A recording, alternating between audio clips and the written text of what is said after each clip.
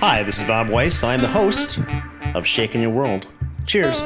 Folks, welcome home. Yet another edition of Shakin' Your World. We are here in the Ghost Tales segment today at the magnificent Shakers in Milwaukee, Wisconsin with a very old friend of the house, Robert Raymond. Been here for a long time and it'll come back until they carry me away.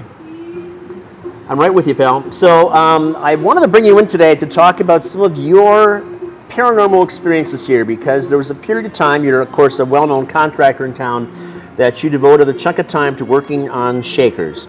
And there's even a period of time that you lived upstairs. I did. Right? People are pretty amazed by that. Well, because they hear the stories, and they go, "You lived up there?" Well, I did, but I had my own perspective on the whole situation. Well, please share. Well, I mean, ghosts are here to interact with us on a mental, spiritual level. They can't hurt you physically. They can't poke your eye out or anything bad like that. But they can cause you to question everything that you think you knew about whatever it is you know. And if you're here often enough or long enough, you just see too many experiences to discount the fact that ghosts are real. Things that defy normal explanation or an objective and analytical approach, and they're just there, right? Well, it just caused you to question everything that you thought you knew. I mean, all of a sudden, did I really see that? Did that really happen? Are you sure? Well, I mean, I've had women run out of the women's bathroom terrorized, and you're going, what's wrong? And you go, I saw Elizabeth. And it's like, what are you talking about? Well, I closed the door and I sat down, and all of a sudden there was these two little feet in saddle shoes on the other side of the door. And of course the door is a half door, so all you just see are two legs standing there. And all of a sudden it's and out the door. And in fact, I had one woman who made me stand outside the door while she did her business. Happens a lot. And It's just like, come on, it's not that big of a deal. Because they can't hurt you. But fear is a real thing. And the ghosts are very good at that. And you see these things and it's just like, what's going on in their world? What do they see? What do they observe? What do they expect to interact with us? What's going on? I mean, there's just so many things you don't know about why they're here. I've worked on every part of this building. And I've spent extensive time here for a couple of years. Mm-hmm. So, I've had my son here with me, helping me out. I mean, it's not like I just see these things. He sees these things too, and he goes, "Did you just see that?" And I said, "Yeah, I saw it." And it's just like, wow, it's all real. I had a customer in last night, and first time here, goes to the restroom, comes out, and I'm walking behind the bar, and she says, "Let me ask you something. Is something going on in that restroom?" And I said, "Like what?" And she said, "It reminded me of when I was growing up and I was a little girl watching my older sister get ready to go out for the night. And I felt really comfortable there, but I felt like there's a different presence there as well. And I felt like there's a little girl there." And I said, "Well, odd you mention that, because there is. Her name is Elizabeth. She was climbing for apples. She fell. She broke her neck. And way before Harry Potter, we've had this little girl in our restroom." Yeah. Which is, she's mischievous, but no Not harm malicious. at all. Yeah. Not malicious. Turns on the lights, off the lights, locks the stall doors you're in, opens the stall doors, turns on the hot water, sings chortles sometimes, and of course you see those shoes. So. Well, if you have the right attitude, it can be actually kind of fun. Yep. And I think the weirdest thing is like the basement, because that's creepier. Mm-hmm. And Boy, that's an understatement. Malachi, one of the dish guys back a couple of years ago, he wouldn't go down there. He was scared to death of going down in the basement. And when he had to, he would run down there and do what he had to do, and he would run out. And that's where you see the shadow people. Mm-hmm. And it's really weird because on your peripheral vision, you see them run across the room, and then you go look, they're gone. But you know that you saw them because they made a point of making sure that you saw them, because they weren't trying to hide. They just wanted to make sure that you would question what you saw. And that's why we call them the shadow people, because they look the shape of a human being, but it's a shadow. It's not real, doesn't have substance, but it has shape. And it happened way too many times for you to just think, oh, I just have a hangover, it's just leftovers from what happened last night or something like that. Especially because I'm usually sober when I'm working. That's good to hear. So one of the things that particularly the female staff talks about is that they can be downstairs getting ice in the ice machine. They can be in the liquor cabinet, and they sense something behind them, and they will see the shadow being cast in front of them, and yet clearly there's nobody else there, right. And they see this large dark object that is just moving around them and then fades away. So it can be quite unnerving if you don't know what you're in Well, for. it is, because you start looking around, and you're always constantly, aware of what's going on down there, but it's all over the building. And I mean, when I lived upstairs, you would just hear things, things, noises. I mean, this is an active building because it's a bar and restaurant, and there's places next door and stuff, but they used to turn on my stereo at 5:30 in the morning, and for most of us, we're fairly religious when we go to bed, because once we go to bed, we don't want to get up again, so we turn off the stereo, turn off the lights, make sure there's nothing burning on the stove, use the bathroom, and then we crawl into bed and we're good. And all of a sudden the stereo goes off and you're laying there and you're like in your little dreamland, and all of a sudden, what is the stereo doing on? I turned it off, One time I was going to go out and I was looking for my shoes and I couldn't find them. And I always put those in the same place. It's like, where the hell are my shoes? Presumably on the floor. Well, right next to where I get dressed, Sure. And shoes are hard to lose. But anyway, I started walking around the apartment upstairs, and I found them in the bathroom sink. It's just like someone just boop, and I'm like, oh, interesting, And so you have to laugh, because otherwise it would bug the hell out of you. Yeah. Because you think you have some semblance of privacy when you're alone in your apartment and whatever, and you realize that other people are watching what you do. And I remember when I first moved in, because I had been coming here for a long time, Sure. I was familiar with all the stories and stuff, and had my own experiences. So. And at that time, you worked for a major law firm in town as well. Yes. So your perspective was even much different than a contractor walking through a building. Well, it's an analyst. So An analyst. I'm naturally an analytical person. I want to understand things. Sure. I want to figure out why they do what they do or how they work. So I was having this conversation. I was standing in the bedroom, and I'm going, all right, I know you guys are here, and I'm moving in. I'm going to be living here now, and I believe that we can coexist here. Only I have a couple rules. And the main rule is no jumping out of the closet scaring my girlfriends, because if they leave because of you, I'm going to be really pissed, and I'll have to go get a Catholic priest and have you exorcised out of the building, And actually, when I think about it, it was kind of funny, because I was just standing there all by myself, talking to myself, really, It's like I was having this conversation, and there was nobody there. So, but I was serious. It was like, you can do your little jokes, and you can do whatever it is you do, and well, ha, ha, ha, but you can't make people afraid. 'Cause, Right. I had plans, and you don't want to upset my plans, because it would give me a bad attitude. So. Sure. You have a story you've talked about before about when Chris Suma was the executive chef here. Yeah.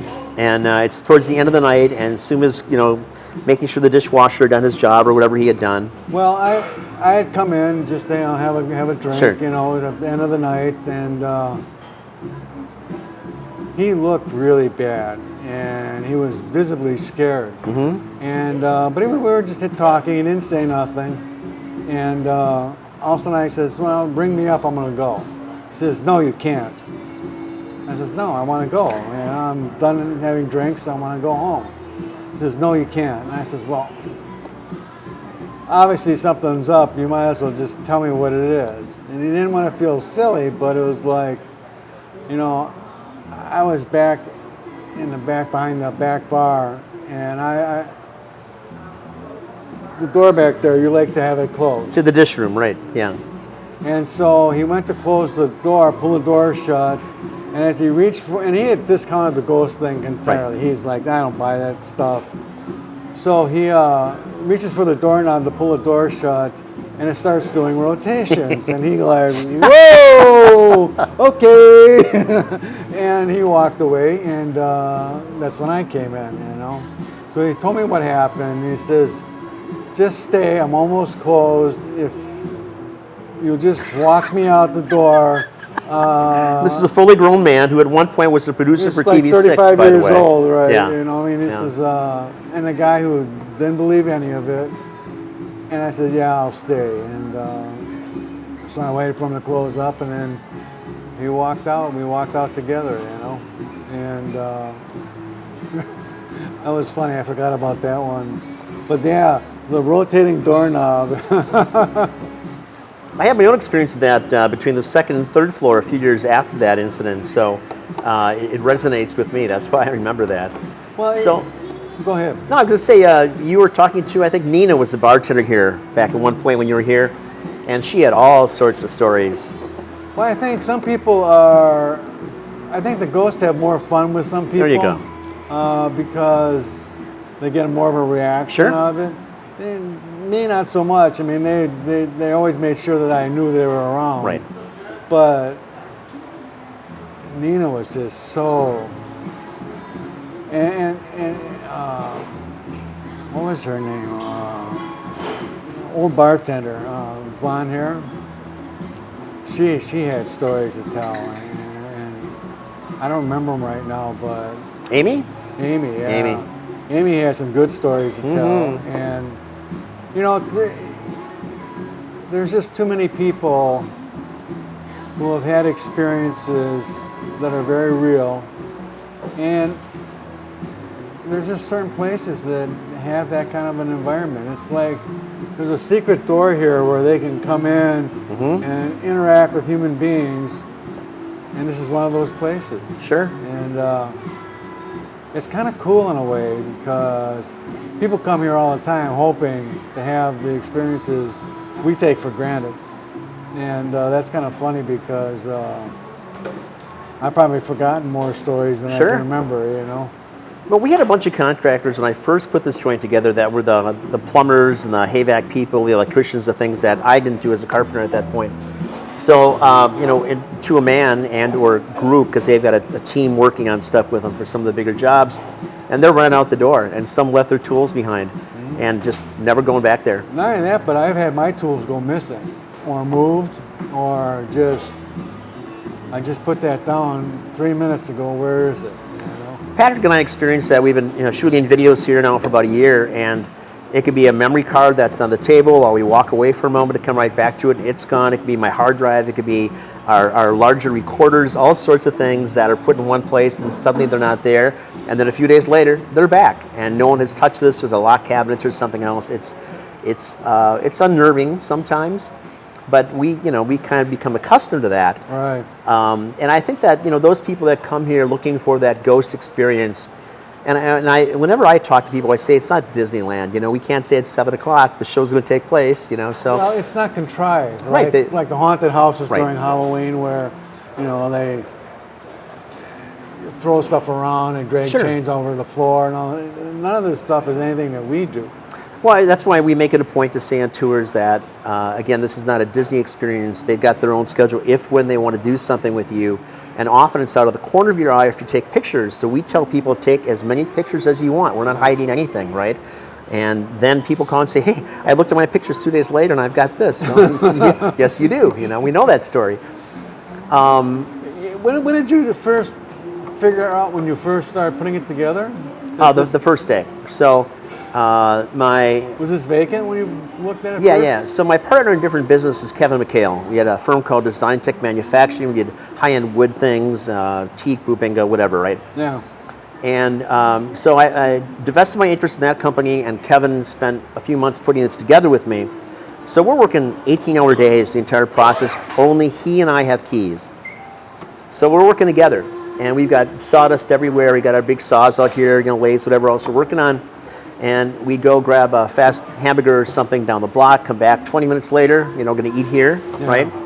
And our tools have moved. The sawdust is still exactly the same place we left it. There's no footprints, no marks or anything. So it didn't take a rocket scientist to determine something else was going on. Yeah. And I've experienced enough other businesses since I was 4 years old. So I had a feeling anyway, because you're working on something and he's working in a different part at some point, and you feel there's something touching you. Yeah.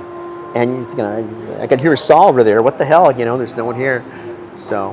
Well, and it's funny because like in the bathrooms, you're standing at a urinal and you kind of, you get that, is someone sharing the room with me? Well, you remember Gerard Piotrowski, right? Yes. The stockbroker. So this is probably, 10 or 15 years ago, and Gerard's in It's a Friday, and the Shakers are talking about what they experienced or heard about the last week, right? And he's drinking his whiskey. He's like, I don't believe a part of this. I grew up in a haunted house. None of this is whatever. Walks back. He's in front of the head. He's taking care of business. And a few minutes later, there's this yelp. And you can it's not like jumping through the air, but he's quickly running out of that bathroom. Yeah. Comes up front, downs his scotch, and he's just white as a sheet. I'm like, something happened, Gerard? He's like, I'll never make fun of this again. I'm back there taking care of business. I saw this head rise up in front of the urinal. I'm like, there you go. Careful what you wish for. It's such fun, because, like I said, the basement seems a little bit more malevolent Sure. than upstairs. And I don't know if it's just different people or what, but for the most part, it's just spooky. And it's kind of something that you walk away and you go, wow, that really happened. I really saw something. And then you read about the old history of being built over a cemetery and the other parts of its history later on after the building was up and when it was a speakeasy, and we all know what kinds of things happen in places like that. It's like Latent energy or something. well, it's just it's the stories that we don't know of the individuals' lives that lived here, came here, worked here. There's stories that we can't even tell because we don't know what was going on, even though we were here. But they were going on with other people, and there's always a seedy element to a bar. Oh, yeah.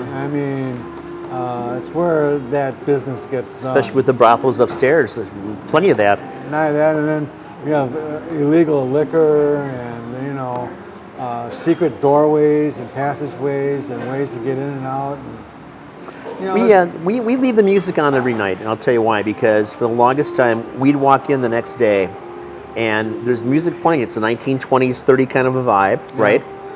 And you go to the stereo, the sound system, and nothing is turned on, but you can hear it coming through the speakers. Yeah. Where's this coming from? Because there's no source anywhere for this, right? So just because it was problematic for a bunch of the young ladies that walk in here by themselves, we got that out of the equation. We leave the lights on at night, leave the sound system on, so you walk in and there's something here, right? Right. Yeah. And it's funny because you also rent out the upstairs bedroom, which used to be my bedroom. Airbnb, absolutely. And, I understand there's been a number of people who have not made it through the whole night. And I've also talked to people who said, you lived up there? And I was like, yeah, I lived up there for a year and a half, And, well, weren't you afraid? I says, well, no, I was more intrigued than anything. But I think after my conversation, they kind of says, well, we're not going to have a whole lot of fun with this guy, so we'll just remind him we're here, and then we'll find somebody else to spook. We had a couple spend the night up there one of the days last weekend, and they left abruptly during the night. And I know that because we have cameras everywhere, and when something breaks that's unusual, right, I get pinged. Right. And I don't sleep anyway, so it's 5 o'clock-ish, whatever time. And I look at the camera, and you can just see them running down the stairs, right out the front door. Like, well, something must have happened up there, right? So we emailed them. They have not responded yet. So. But that's good. That is good. I mean, you get what you pay for, man. It's well, not only that, but it's real when somebody else tells somebody else about what happened. I mean, we can tell our stories, and we have plenty of them, and we can convince or try to convince people that we're not BSing them, that these are real things that happen. But it's only when it happens to somebody who's new or who's, doesn't believe anything. And I mean, we've had our share of experiences with people who don't believe. Think we're full of, caca. It's like, okay, we'll just hang out for a while. Something will, I mean, it's like, you can't expect it. You can't be ready for it. It'll just happen when you're not. One of the things I really like is that we get a lot of repeat customers that come in. Mm-hmm. And we have women that have taken that ghost tour 4 or 5 or 6 times. And this could be over the span of a couple years, and they bring different dates with them. And the dates are almost to a man disbelievers, right, when they start. They're going along with the girlfriend because of course, hoping to get lucky or something. Sure. Well, we see what happens the next time they show up with somebody else, and you ask them privately, so what happened to so-and-so? That night up here, answer all sorts of questions to me. So, you see this time and time again. And otherwise, the divination rods are cool. But I want to talk for a moment about upstairs, because what I experience the most up there, and I try to spend one night per month up there just to stay kind of connected to things. Yeah. And what I hear most often is what is like a woman's stilettos walking back and forth, right? Okay. So I'll get up and walk around. Aside from whoever might be with me who's not walking around, there's nobody walking around, right? And then I get like this blast of super cold air, and the windows are down, the air conditioning is just doing its thing, it's not, whatever else. And then I often get this, I talk about this a lot, you're laying in bed, get back into bed, and you sense like someone sitting in the bed next to you. And sometimes you can see a depression, or sometimes it's sitting on your chest. Wow. Or sometimes lately it's like you hear somebody walking on the roof. So the 4th floor. I've had that. And there's no access there. So tell me about your experience with that. Well, like I said, it's just laying in bed that, you think you're alone. Mm-hmm. And all of a sudden, it's always very subtle for me. Sure. Because it's like somebody else is here because I can hear them walking around. Right. And the roof and a 3rd floor is not that far away, right. And it's just, you don't want to go out there. You can't go up there, There's nothing you can do about it. But it's just like... There's not even a ladder that gets up there. I mean, there's no way, suddenly you're 80, 90 feet up in the air. Yeah, at least. How? Yeah. Sometimes I would hear chains, on the walls. And especially like when it's windy and you hear things banging on the windows, sure. But you're up high enough, there are no trees. I get that a lot. So you think they're branches. In fact, I get that when I'm down in Savannah too. The difference is that there are branches outside those hotel windows, and here there's no branches. There's but no branches. It's that scratchy, It's banging on the window. Yep. It's like some of those movies you used to see, right. Alfred Hitchcock or something sure. like that, where bang, bang, bang, bang, bang. I don't know if you experienced this, but I have several times. In fact, once I ran like a schoolgirl. So my old girlfriend and I were up there, but there's this, what sounded initially like a pile driver, but then after I thought about this a little, it sounded more like a heartbeat. Like the building was breathing and it was alive. Yeah. I don't know if you ever experienced that or not, but that was unnerving. That would be.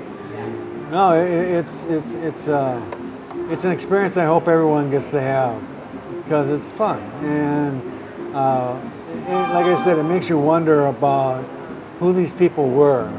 What are they doing here? Why aren't they off where dead people go, Why do they stick around? Well, you got to be somewhere. I mean, energy doesn't just dissipate, right? And we are all energy. Well, I don't believe that. I mean, I believe that there's some kind of life after the end. You know, I don't know what it all means, but it sounded like Grandma came back to, you know, say hi one more time. You know. Well, maybe she did. No. Maybe. Okay, maybe. Okay. Who knows? Smacked me upside the head. you idiot kid. Yeah. Huh. So if there was one experience that you had here, one really particular moment, what would that be? Well, I think. I know you had a lot of things here we've talked about over the years. Well, I mean, there's a lot of really good things because it's a very unusual place. It's very unique in a lot of ways because of the type of people that come here. Right. Because of the atmosphere. I like the music, you know, the selection of liquors have always been very high quality. Food at any time of the night. My favorite experience was that steak you made for me. Because that was very special, very custom made. And that was very fine. And on the low side is just being down in the basement and just your senses are attacked because you're just seeing things, you know, and it doesn't make sense, and yet sometimes you wonder if it's true that they can't hurt you. I mean, because you feel the hostility, and it's, if it was a regular human being, it would be somebody who was here to do you harm, Right. and would be able to do so. The cellar does have a different vibe than everything else here. Yes. And so you have to hope that they really can't hurt you. So do you suppose that's because when you're downstairs in the basement in the cellar, you are 6 feet below ground. You are where people were buried. You think that is something that goes along with that? We don't know that everybody's been dug up. No? True? So, who knows? I mean, there's more activity in the basement than there is anywhere else. Mm-hmm. Other than maybe the bathrooms, because Elizabeth is more hit or miss. She comes out when she wants to, when she wants to play, or she wants to have someone to play with. You know? But the basement is more sinister, and who knows what Al Capone left us. That's very true, but you also had an experience in the basement that a few years ago we had a memorial service here for one of the police that had died. And it was a massive party. It was well attended the entire night. And the next day you called me downstairs because there was a case of scotch, good vintage scotch, that the bottles are all broken in the case. As I remember it, the labels were intact. They're all wrapped in their individual paper in the case. There was no damage to the labels or to the wrapper. Yeah. Maybe not even the bottles were smashed, but maybe the whiskey was just gone and completely sealed. It was the weirdest thing. And obviously the liquor cabinet where they're locked up is in the front of the basement. Right. These are all the way in the back. Yeah. You know, it's one of the many mysteries that we have, Yeah. you know. Yeah. And it sounds like, I don't know, I don't remember that so well, but I vaguely remember that. I remember just, even though I'm not afraid, I always dislike that basement, you know. And then there's that stairway that goes nowhere. And what the hell is that all about? There's a stairs that's off, kind of buried in a part of the basement that nobody ever goes to, and it goes up the side of the building here. It doesn't go anywhere. It just Architectural anomaly. But that's where people often see images like this little goat dog or something and the pictures behind them. That's fascinating by itself. I'd like to segue into something else. So I'm on this whole quest for this kind of connectivity with the earth and other things, and we've got a whole series that we're going to be filming in Jamaica and Haiti and Cuba about different religions that they have. So it's a spiritual awakening, whether it's Santeria, Obeah, Voodoo, whatever. And I'm fascinated how people have this elemental approach away from, of course, Western society, where they really believe that the earth is one with us, and the same thing with the rainforest or anything else, and we don't have that here. Well, we're automatically disconnected from the forces that are inherent in the earth. Okay? For example, people who are more health conscious believe in grounding, because you build up positive ions in your body. Because, but we wear leather shoes with rubber soles and all that stuff, so we're, from an electrical perspective, we're insulated from balancing out those ions from positive to negative. And that there's a health aspect to, or actually a negative health aspect to having too many positive ions in your body. And so they walk around. I have a girl in my neighborhood who, even in the wintertime, is out walking around barefoot because she wants to balance that out. So there's lots of things that we just don't understand about how things really work. And it's like true with food, too, the way we grow food. I mean, some of the best produce I ever ate in my life, I ate in Ukraine, where they farm things in an old-fashioned way, without fertilizers or pesticides or any of these things. And it's the best tasting produce that I've ever tasted in my life. Where we can grow lots of stuff, but it's basically poison.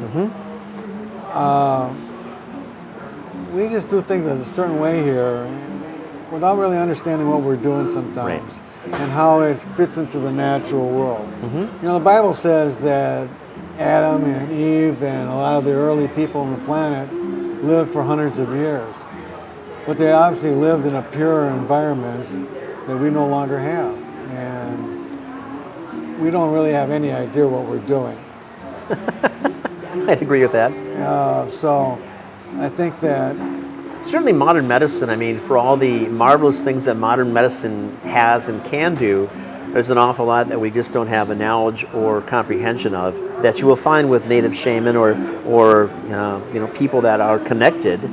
Well, look like the Chinese. They do all their medicine with with herbs. And different spices and things. And I mean, I use raw garlic for a lot of things that I do because it works like an antibiotic and it doesn't have all the negative side effects. And it works very, very good. And anytime I start getting sniffles or something, I pound on a couple cloves and smell like a piece of garlic for a couple days. But I had a grandfather who literally every day would eat an onion. And there was a short period of my life, and I also ate an onion. And at some point, it wasn't socially acceptable for the other things that I did, though. You know. Well, but I can well appreciate that. My grandma told me when I was a little baby and I was staying at her house, when I would get congested, she would take garlic and chew it, and then she would breathe in my face. And this is an old German remedy that she brought from the old country. And that's how they did things, because they didn't have money. They just had ways of dealing with stuff, and it was more in tune with the natural cycles of the earth. And I think that we can do wonderful things. We can transplant hearts and we can do all of that stuff, but we don't cure people. We manage symptoms. It's the maintenance that we have an issue with. And I think that we need to cure our illnesses. And sometimes it's, I think Americans probably have some of the crummiest diets in the planet because we eat lots of crap, you know. We do. And a lot of it is just forced upon us because that's what's in the marketplace. So I like studying that kind of stuff because I think there's a lot of truth in what these old timers are doing and have done for centuries, you know. And there's a spiritual component to everything that happens in the planet, you know. How you reach that is... Well, I think that kind of ties in with some of this energy. You know, I always say basic metaphysics, in my mind, essence precedes existence, and therefore, in my mind, it succeeds existence as well. So it's that essence, that spark, that something, call it cosmic dust, call it whatever you want to call it. Well, I mean, and a lot of times we need to turn into certain aspects of our interaction with the rest of the universe different than what we're used to, because we're taught to be so analytical, and we can touch things, we can explain things, we can make things, but there's an intuitive sense about life that we rarely tap into that speaks to you about all kinds of things, what to do, what's the right procedure to take, what's the right process, what's the right move. There's just so many things we don't understand that we should spend a little time studying because they're fascinating. Yep, I agree. I try to work on developing intuition about things because it's interesting to see how often I can be right about something if I make the right decision about what was the right, correct, intuitive moment, And so, and I've learned that the more you do it, the better you get at it. And like they say, sometimes the first impression is the one you should go with. But you have to be careful because the mind plays games too, just to confuse you. Are you really sure about that? Is anyone ever sure of anything anyway? No, so never. Cool. All right. Any closing thoughts about Shakers of the Paranormal or anything of that nature? Well, it's an experience you should have personally. I think that come and have fun. If you don't have an experience, you'll certainly enjoy the environment and the place. It's very unique in Milwaukee. It's not a sports bar. It doesn't have televisions. It doesn't have all the distraction. It just has interesting people that are fun to talk to. It's a very comfortable place that you'll come back to more than once. Thank you. Folks, thank you very much for tuning in. For those of you who have any questions, you can email me directly at shakersmilwaukee@gmail.com. I appreciate your time for the several of you that do bother to pay attention to these things, and look forward to the next one. Cheers. Be good to yourselves. Be good to your family.